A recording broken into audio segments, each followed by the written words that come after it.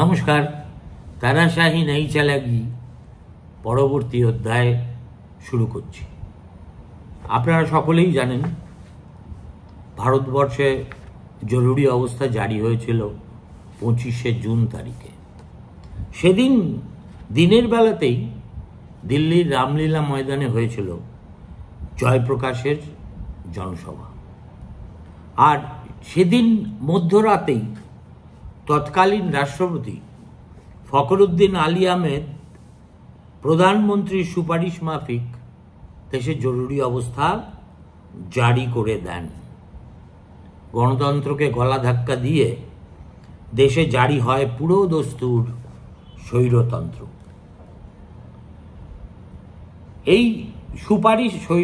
এই সুপারিশ করে প্রধানমন্ত্রী রাষ্ট্রপতিকে যে সংক্ষিপ্ত নোটটি পাঠিয়েছিলেন তাতে লেখা ছিল, আমাদের কাছে খবর আছে অভ্যন্তরীণ গোলযোগ ঘটিয়ে দেশের শান্তি ও নিরাপত্তা বিঘ্নিত হওয়ার সম্ভাবনা সমূহ। এই পরিস্থিতিতে আপনি আশ্বস্ত হলে দেশে সংবিধানের 352(1) ধারা অনুসারে একটি অধ্যাদেশ জারি করা বিশেষ জরুরি। আমি সুপারিশ করছি যত দেরি হোক না কেন আজ রাতের মধ্যেই এই অধ্যাদেশ জারি হওয়া উচিত। তারপর বিষয়টিকে যত দ্রুততার সঙ্গে সম্ভব জনসমক্ষে নিয়ে আসার সমস্ত ব্যবস্থা করা হবে। এই যে সংবিধানে 352(1) বলে একটা ধারা আছে, তার অস্তিত্ব সম্পর্কে ইন্দিরা গান্ধী এমনকি তার আইনমন্ত্রীও সেভাবে ওয়াকিবহাল ছিলেন না। খুঁজে খুঁজে রাত্রির জেগে এই ধারাটা বের করেছিলেন সিদ্ধার্থ শঙ্কর রায়, এবং সেই মতোই তিনি ইন্দিরা গান্ধীকে সুপারিশ করেছিলেন যে দেশে এক্সটার্নাল এমার্জেন্সি জারি আছে বলে ইন্টারনাল এমার্জেন্সি জারি করা যাবে না, এমন কোনো কথা কিন্তু ভারতীয় সংবিধানে নেই। সুতরাং তুমি যদি এক্সটার্নাল এমার্জেন্সি থাকাকালীন অবস্থাতে এই সংবিধানের 352(1) ধারা অনুসারে অভ্যন্তরীণ জরুরি অবস্থাও জারি করো, তাহলেও সেটা মোটেই অসাংবিধানিক সিদ্ধান্ত হবে না। এই একটা ব্যাপারে দেখছি এতদিন পরে, প্রায় 50 বছর পরে, অনেকের ভুল ধারণা আছে। তারা একথা ভুলে গেছেন যে ইন্দিরা গান্ধী সংবিধান প্রদত্ত আমাদের মৌলিক অধিকারগুলি কেড়েছিলেন সংবিধানকে ব্যবহার করেই। তিনি সংবিধানকে প্রথমে নাকচ করে তারপরে জরুরি অবস্থা জারি করেছিলেন, ব্যাপারটা তা নয়। এটা নিয়ে আমি দেখেছি অনেকের মধ্যেই একটা বিভ্রম আছে, কিন্তু এই বিভ্রম থাকার কোনো সঙ্গত কারণ নেই। জরুরি অবস্থার সময় কি হয়েছিল সেই ইতিহাসে আমি পরে আসব। সে সময় জেলে ইন্দিরা গান্ধীর উদ্দেশ্যে জয়প্রকাশ নারায়ণ একটি ঐতিহাসিক চিঠি লিখেছিলেন। যদিও জরুরি অবস্থা চলাকালীন সেই চিঠির কথা আমরা কেউ জানতে পারিনি। সেই চিঠি প্রকাশ্যে আসে 77 সালে জনতা সরকার প্রতিষ্ঠিত হওয়ার পরে। সেই চিঠিতেই জয়প্রকাশ কি লিখেছেন বা কি লিখেছিলেন সংক্ষেপে সেই কথা বলেই আজকের পর্ব শেষ করব, কেননা পরের পর্ব থেকে এমার্জেন্সির এক্সেসেস এবং এমার্জেন্সির ফলে কি কি লাভ হয়েছিল একই সঙ্গে, এই আলোচনায় আমাকে প্রবেশ করতে হবে। কিন্তু তার আগে মনে হলো জয়প্রকাশ নারায়ণ যদিও এই চিঠিটি তিনি বন্দি অবস্থাতে জেল থেকে লিখেছিলেন, তবু এটার আলোচনা করে তবে জরুরি অবস্থার বিশদ বিবরণে যাওয়া উচিত। জয়প্রকাশ লিখছেন, আত্মপক্ষ সমর্থনে প্রত্যহ তুমি কিছু না কিছু বলে চলেছ, যেটা তোমার অপরাধী মানসিকতারই পরিচায়ক। জয়প্রকাশ লিখছেন ইন্দিরা গান্ধীকে। সংবাদ মাধ্যম এবং সব ধরনের সম্ভাব্য বিরোধিতার কণ্ঠরোধ করার পরে তুমি লাগাতার অসত্য আর বিকৃত কথা বলে চলেছ, এ কথা জেনে যে কেউ তার প্রতিবাদ করবে না, সমালোচনাও করবে না। তুমি যদি মনে করে থাকো এই পন্থা অবলম্বন করে জনসমক্ষে তুমি নিজের বক্তব্যকে প্রতিষ্ঠিত করতে পারবে বা বিরোধীদের নিশ্চিহ্ন করে দেবে, তাহলে সেটা হবে তোমার মস্ত বড় ভুল। তার বিরুদ্ধে ইন্দিরা দেশদ্রোহিতার অভিযোগ এনেছিলেন, সেটাকে ফুৎকারে উড়িয়ে দিয়ে জয়প্রকাশ লিখছেন, তোমার সরকারকে পঙ্গু করে দেওয়ার যে চক্রান্তের কথা তুমি বারে বারে বলে বেড়াচ্ছ, সেটা নিছকই তোমার মনের কল্পনা। তোমার স্বৈরতান্ত্রিক প্রশাসনের পক্ষে যুক্তি সাজাতেই তুমি এই কাজটি করে যাচ্ছ। আমাদের পরিকল্পনায় কিংবা আন্দোলনে অন্তর্ঘাতমূলক কোনো অভিসন্ধি ছিল না। আমরা বিপজ্জনক কিছুই করতে চাইনি। গণতন্ত্রে কোনো নাগরিক যদি দেখে প্রতিকার কিংবা সংস্কারের বাকি সব রাস্তা তার সামনে বন্ধ হয়ে গেছে, তাহলে সে সত্যাগ্রহের পথ নিতেই পারে, সেটা তার সার্বভৌম অধিকার। তুমি যদি নীরবে নিজের গদি আঁকড়ে বসে না থাকতে, তাহলে বিরোধীদের মনেও কিন্তু সত্যাগ্রহের ভাবনা উদয় হতো না। কিন্তু তুমি তো সে কাজ করনি। তুমি তোমার স্তাবকদের নিয়ে নিজের বাড়ির সামনে রোজ সমাবেশের আয়োজন করছো, যাতে লোকে সেখানে এসে তোমার জয়গান গেয়ে তোমাকে পদত্যাগ না করার অনুরোধ জানায়। তুমি এইসব সমাবেশে ভাষণ দিচ্ছ এবং বিরোধীদের সম্পর্কে যত রকম অকথা কুকথা বলা যায় সেটাই বলছ। এমন নক্কারজনক ঘটনা যখন দৈনন্দিন স্তরে ঘটতে শুরু করলো, তখন বিরোধীদের সামনে এই অপচেষ্টা রোখার চেষ্টা করাই ছিল একমাত্র পথ। আর বিরোধীরা কিভাবে সে কাজ করতে চেয়েছে? গুন্ডামি করে নয়, খুবই সুশৃঙ্খল ভাবে আত্মত্যাগের মাধ্যমে সত্যাগ্রহ করতে চেয়ে। পুলিশ কিংবা সেনাবাহিনীকে তিনি বিদ্রোহ করার কাজে উস্কানি দিয়েছেন, এই ঐতিহাসিক চিঠিতে জয়প্রকাশ সেই অভিযোগও উড়িয়ে দিয়েছিলেন। তিনি বলেছিলেন, পুলিশ কিংবা ফৌজকে তাদের দায়িত্ব ও কর্তব্য সম্পর্কে সচেতন করা ছাড়া তাঁর আর ভিন্ন কোনো উদ্দেশ্যই ছিল না। এবং আইন মেনে সংবিধানের আওতায় থেকে সেনা আইন ও পুলিশ আইন মেনেই তিনি সে কাজ করেছেন।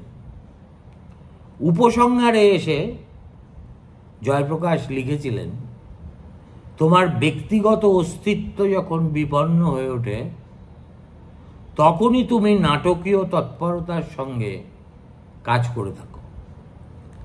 একবার যদি যেই বিপদটা কেটে যায়, তোমার আর কোনো ভ্রুক্ষেপই থাকে না। প্রিয় ইন্দিরা গান্ধী, দয়া করে নিজেকে দেশের সঙ্গে এক করে দেখো না। তুমি অমর নও, কিন্তু ভারত অমরই। এই চিঠিটা আমি 100 বার অতীতে পড়েছি, এখনো যে আপনাদের সামনে পাঠ করলাম, বিশ্বাস করুন আমার রুম খুব খারাপ হয়ে যায়। দেখুন, জয়প্রকাশ নারায়ণের এই আন্দোলন নিয়ে কোনো প্রশ্ন ওঠে না বা অবকাশ নেই, সেটা তো নয়। যেমন প্রণববাবুরা বলে থাকেন যে জয়প্রকাশ নারায়ণের এবং তার চেলাচামুন্ডাদের দাবি ছিল ইন্দিরা গান্ধীর এই সরকার এবং তার বেশ কয়েকজন মন্ত্রী নাকি আপাদমস্তক দুর্নীতিগ্রস্ত। কিন্তু সরকারে কেউ দুর্নীতি করে থাকলে তার বিরুদ্ধে আন্দোলন করার অধিকার অবশ্যই বিরোধীদের আছে, কিন্তু তাঁদেরও তো একটা দায় আছে জনসমক্ষে তাদের অভিযোগের সমর্থনে কোনো না কোনো বিশ্বাসযোগ্য তথ্য পেশ করার। বিরোধীরা তো সে কাজটা করতে পারেনি। কেবলই অনুমানের ভিত্তিতে তো কারো বিরুদ্ধে দুর্নীতির অভিযোগ আনা যায় না, তথ্য প্রমাণও তো হাজির করতে হয়। সে সময় বিরোধীরা যেসব কংগ্রেস নেতাকে দুর্নীতিগ্রস্ত বলে চিহ্নিত করেছিল, তাদের একজনের বিরুদ্ধে একটি অভিযোগও শেষ পর্যন্ত প্রতিষ্ঠিত করা যায়নি। কিন্তু জনতা সরকারের আমলে গুচ্ছের কমিশন বসেছিল এইসব অভিযোগের তদন্ত করতে, তারাও কাউকে দোষী সাব্যস্ত করতে পারেনি। সত্যিই যদি বিরোধীদের অভিযোগ তথ্যনিষ্ঠ হতো, তাহলে কি এই পরিণতি হতো? এটা প্রায় অকাট্য যুক্তি। একই সঙ্গে প্রণববাবুদের আরো একটা বক্তব্য ছিল, কোনো গণতান্ত্রিক দেশে কি নির্বাচনের মাধ্যমে ছাড়া একটি জনপ্রিয় সরকারকে ফেলে দেওয়া যায়? পরের সাধারণ নির্বাচন তখন খুব একটা দূরের ব্যাপার ছিল না। বিরোধীদের কি উচিত ছিল না ততদিন পর্যন্ত অপেক্ষা করা? আইনের শাসনের মানে কি এই যে একজন সাধারণ নাগরিকের সামনে প্রতিকারের যে রাস্তা খোলা আছে তা একজন নির্বাচিত জনপ্রতিনিধির থাকবে না? সুপ্রিম কোর্ট তো প্রধানমন্ত্রীর আবেদন গ্রাহ্য করার পরেও বিরোধীরা কি করে তার ইস্তফার দাবিতে অনড় থাকতে পারে? খোদ সর্বোচ্চ আদালতই যে ইন্দিরা গান্ধীকে প্রধানমন্ত্রী হিসেবে কাজ চালিয়ে যাওয়ার অনুমতি দিয়েছিল, সেটা তো সূর্য পূব দিকে ওঠার মতোই সত্য। পারস্পরিক দলাদলি ভুলে কংগ্রেস সংসদীয় দলের সবাই চেয়েছিল যে ইন্দিরা গান্ধী প্রধানমন্ত্রী থাকুন। তখন নতুন নেতা খোঁজার প্রশ্নই বা ওঠে কেমন করে?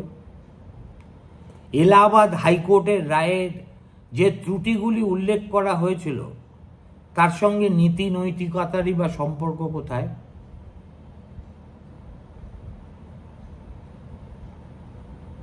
মেনে নেওয়া গেল বিরোধীদের আন্দোলনের ছিল দায়িত্বজ্ঞানহীন, তাই বলে কি তার মোকাবিলায় দেশে গণতন্ত্রের পঞ্চত্ব প্রাপ্তি ঘটাতে হবে?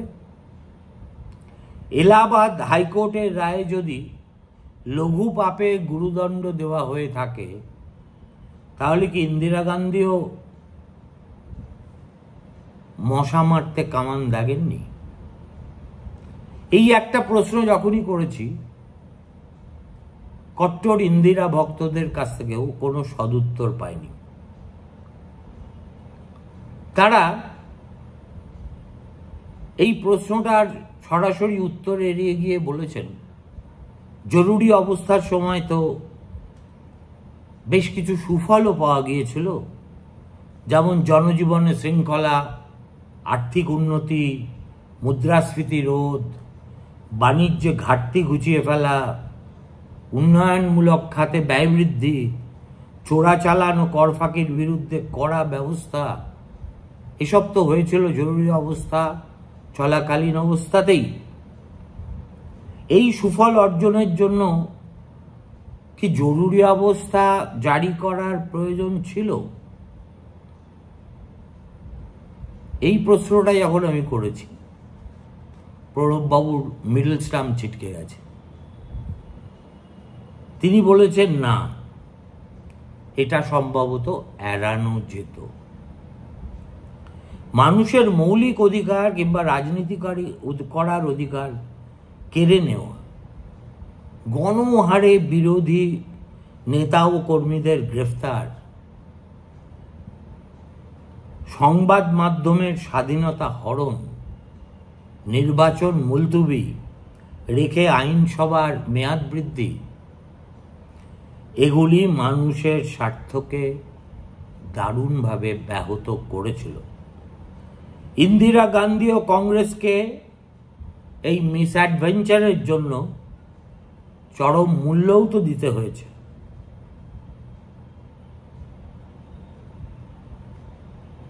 প্রণববাবুকে জিজ্ঞেস করেছিলাম যে আপনার এখন এই বোধোদয় হচ্ছে, তখন তো আপনিও ইন্দিরা গান্ধীর ঘনিষ্ঠ ছিলেন, তাকে সতর্ক করলেন না কেন? কিন্নাহারের ব্রাহ্মণ নেতার জবাব ছিল, আমি তখন একজন জুনিয়র মন্ত্রী মাত্র। এইসব ব্যবস্থার পরিণতি যে এত ভয়াবহ হতে পারে তখন আমি সত্যিই তা উপলব্ধি করতে পারিনি। বলতে পারো আমার অনভিজ্ঞতাই অন্তরায় হয়ে দাঁড়িয়েছিল, হয়তো তাই এরপরে আমি চলে আসব জরুরি অবস্থা জারি হওয়ার পরে দেশে কি কি হলো। চেষ্টা করব সংক্ষেপে বলতে, অন্যথায় এ তো চলতেই থাকবে রামায়ণ মহাভারতের মতো। আপনারাও একসময় খুবই বোর হয়ে যাবেন। সেটা যাতে না হন তা নিশ্চিত করাও তো আমার কর্তব্য। ভালো থাকবেন, নমস্কার।